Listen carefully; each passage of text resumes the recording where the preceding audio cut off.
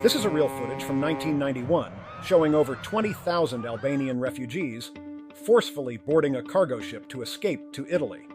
Every available space on the ship was filled, with people even hanging onto the ladders outside the hull. Why did they risk their lives to flee their country? The cargo ship was Italian-owned and had temporarily docked at an Albanian port for engine repairs.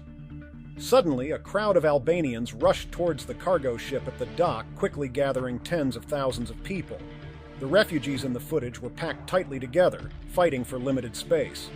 Some used cloth and ropes to make makeshift climbing tools, desperately trying to board the ship to reach a freer country.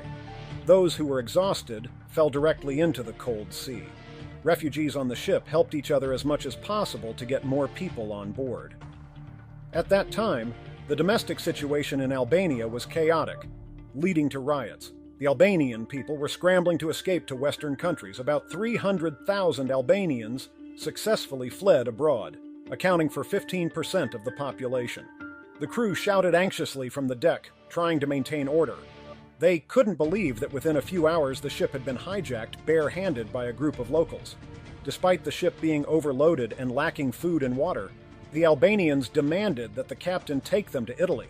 The captain was forced to comply and began heading towards the port of Brindisi in Italy. However, after overcoming numerous difficulties to reach the location, the authorities ordered the ship to return. The captain had to change course to a nearby port, but was still not accepted. The captain insisted on docking, and many people fell into the sea during this period. 20,000 people stayed under high temperatures for 36 hours with almost no food or water. There were over 1,000 injured people on board, and not docking would have been equivalent to sending them to hell. During the negotiations, many refugees chose to jump into the sea, trying to reach the shore. Ultimately, Italy decided to make a concession and arranged for the refugees to be placed in a stadium. Facing the tens of meters high walls of the stadium, these people who sought freedom were effectively entering a new prison. To minimize unnecessary contact with the Albanians, helicopters were used to deliver supplies.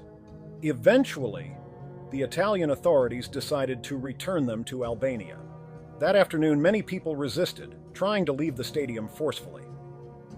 Under pressure from the media and human rights organizations, the Italian authorities provided $9 million in aid to Albania as a condition for repatriating the refugees. In the end, only the garbage left behind by the people remained in the stadium.